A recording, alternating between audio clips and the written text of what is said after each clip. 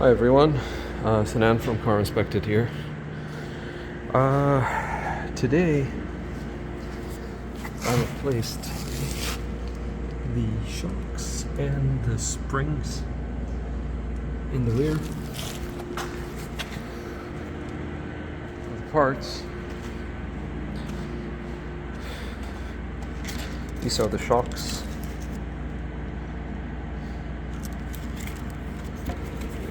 And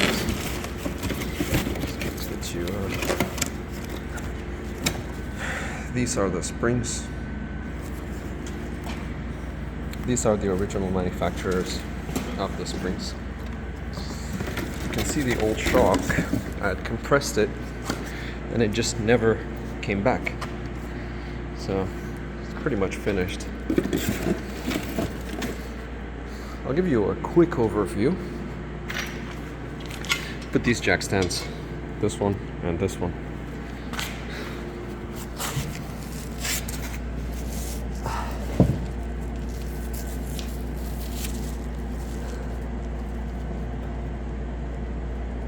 Just in front of the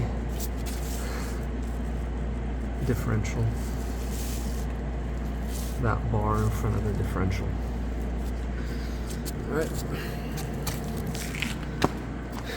Impact wrenches came in handy, but I tried to open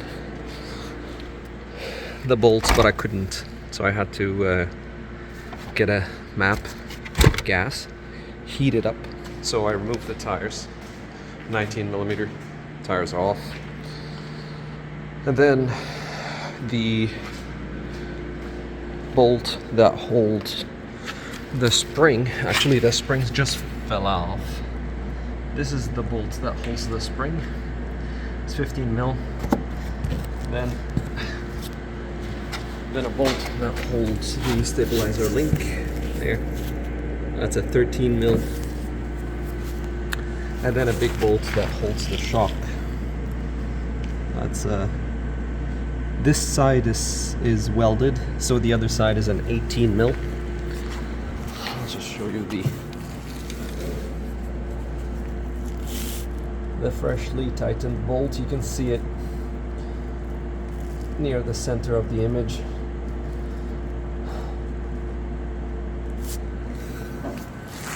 You need at least 2 jacks, even with the jack stands. The car's height was literally this high. So when I lifted it, the springs just fell out. They're in pieces, you can see them.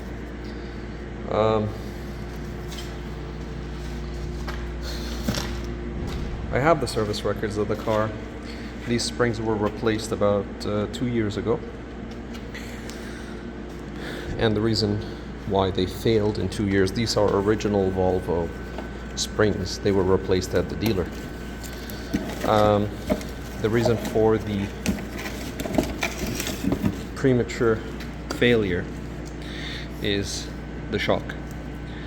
The shock is completely, it's not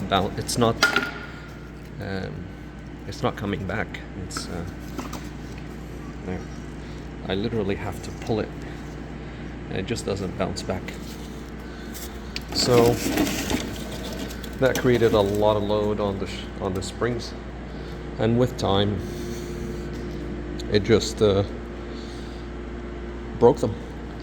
Now, I did watch a lot of videos on and write-ups, and I followed the Volvo procedures to replace the springs. There is an orientation that you have to pay attention to at the top and at the bottom, and the spring is not exactly the same at the top and at the bottom. If I remember correctly, I think the bottom is just a tiny bit smaller. Just the last coil, the last ring is smaller than the rest. One needs to be facing front. If the top is facing front, well, actually not perfectly front, it's like a little bit of an angle.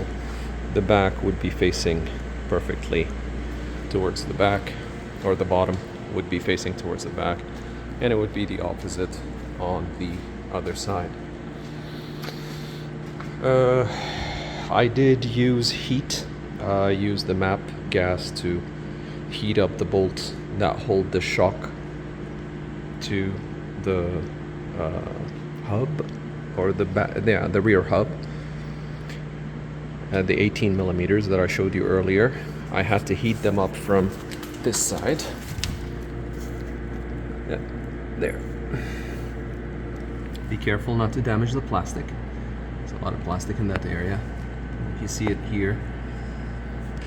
So just focus on the nut in the back. Yeah, it's in the center of the image. And yeah, be careful when jacking up and down. And don't tighten the bolts until you put the car back down where it's fully loaded. The springs are loaded, the shocks are loaded. A lot of people mentioned these bolts, the ones that hold the big aluminium control arm there, the 15 mil. But nobody mentioned anything about the bolts that hold the shock. I prefer to do it both.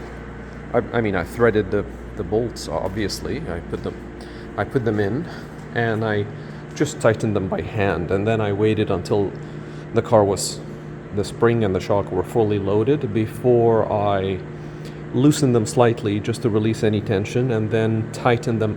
When I say loosen them, I mean literally a quarter turn, and then I went with the torque wrench and followed the procedure for torquing. And yeah, that's it for today. I think it was a couple of days ago that I did the video for the